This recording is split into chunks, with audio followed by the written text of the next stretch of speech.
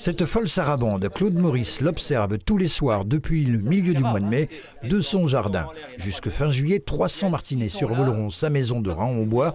Une occasion pour la dizaine de membres de l'association Oiseaux Nature qu'il a fondée il y a 40 ans d'observer ce soir-là ces redoutables chasseurs, à ne pas confondre avec sa proche cousine, l'hirondelle.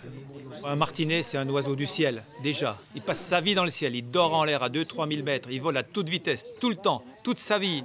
C'est quelque chose d'extraordinaire.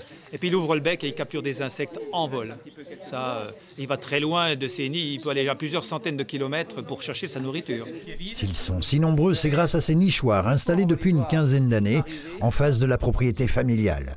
Construits en hauteur, ils permettent à cet oiseau migrateur de se reproduire dans des conditions proches de son milieu naturel. Une méthode qui fonctionne visiblement bien, cette colonie de martinets noirs étant désormais l'une des plus importantes de l'Est de la France en zone habitée. Et puis il y a quand même plus de 70 nids qui sont occupés, ça veut dire déjà 140 adultes, plus des jeunes dans les nids, 2-3 jeunes dans les nids, plus les ados. Je dis les ados, c'est ceux qui sont non nicheurs, qui ont 2 ans, 1 an, 2 ans, 3 ans, et qui ne se reproduisent qu'après l'âge de 3 ans. Et donc il y en a au moins une dizaine de couples qui tournent là.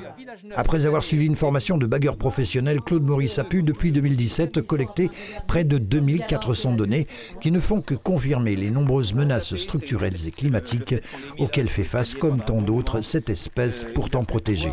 Il a le côté droit qui a pris un coup, hein. Il a des grandes ailes par rapport à la queue. On veut dire comme toutes les bêtes.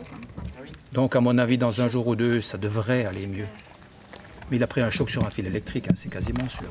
Les effectifs diminuent un peu partout à cause des canicules, à cause du manque d'insectes, évidemment, des pesticides en tout genre, il y en a qui sont empoisonnés, et puis aussi la rénovation des bâtiments qui détruisent les nids. J'aime les oiseaux, qui ne peut pas aimer les oiseaux.